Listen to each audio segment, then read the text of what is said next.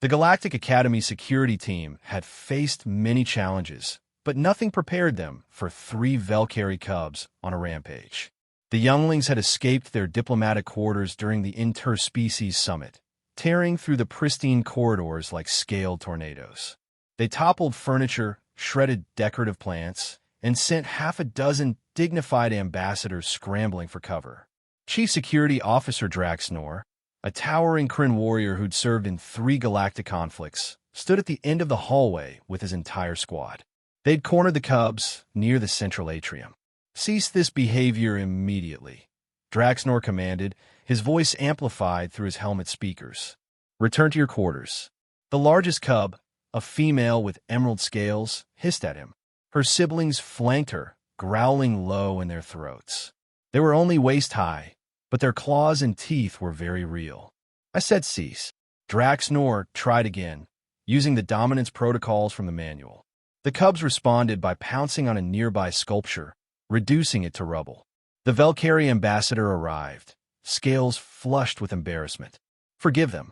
They're in their rebellious phase. Nothing works when they get like this." For 20 minutes, the security team tried everything. Commands, containment fields, even offering food. The cubs treated it like a game, darting between legs, climbing walls, and generally causing chaos. The youngest one somehow got into the ventilation system.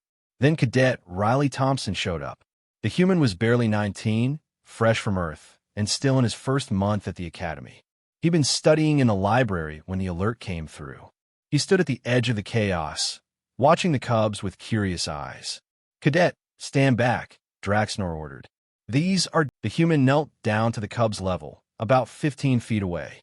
He didn't speak. He simply smiled, that strange human expression where they showed their teeth, but somehow conveyed friendliness instead of threat. The cubs stopped mid-rampage, their heads tilted in unison, studying him. Riley extended his hand slowly, palm up, still smiling, still silent. The largest cub approached cautiously, sniffing. Then she chirped, a sound the security team had never heard from a Valkyrie before. Playful, curious. "Hey there," Riley said softly. "You guys causing trouble?" The cub chittered and sat down. Her siblings immediately mimicked her, sitting in a neat row like they'd been trained since birth. Riley stood up slowly, maintaining eye contact. "Come on, let's go back to your room.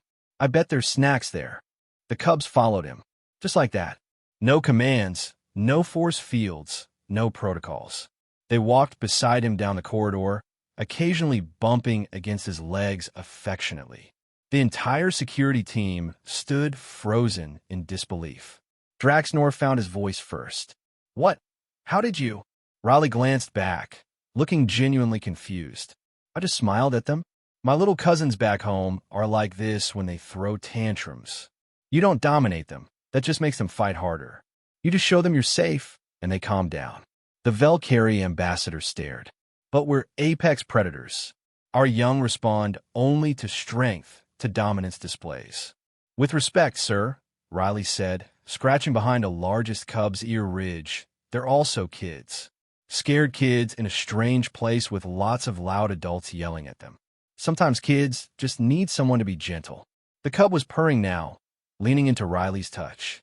"Humans," Riley continued, leading the cubs back toward their quarters, "we raised ourselves alongside wolves, turned them into dogs.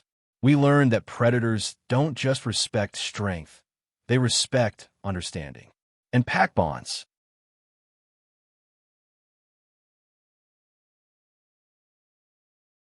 "Pack bonds?" the ambassador echoed. Riley shrugged. "Sure, these guys weren't rebelling because they're bad. They were scared and acting out. Same thing human kids do.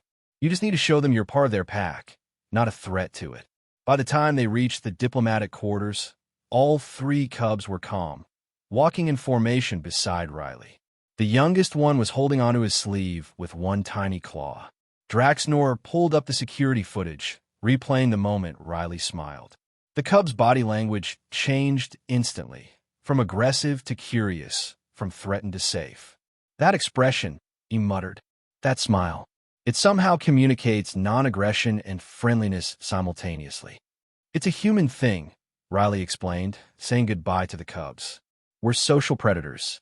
We evolved showing our teeth as a friendly gesture, not a threat. Confuses a lot of species, apparently. As Riley walked away, Draxnor updated the security protocols. Under Handling Aggressive Juvenile Predators, he added a new section. Consider requesting human assistance. They possess unusual ability to de-escalate through non-threatening predator communication. Results: inexplicably effective. The Velcari ambassador watched Riley disappear down the corridor. That human treated them like cubs, not monsters. Yes, Draxnor agreed. Perhaps that's what they needed all along.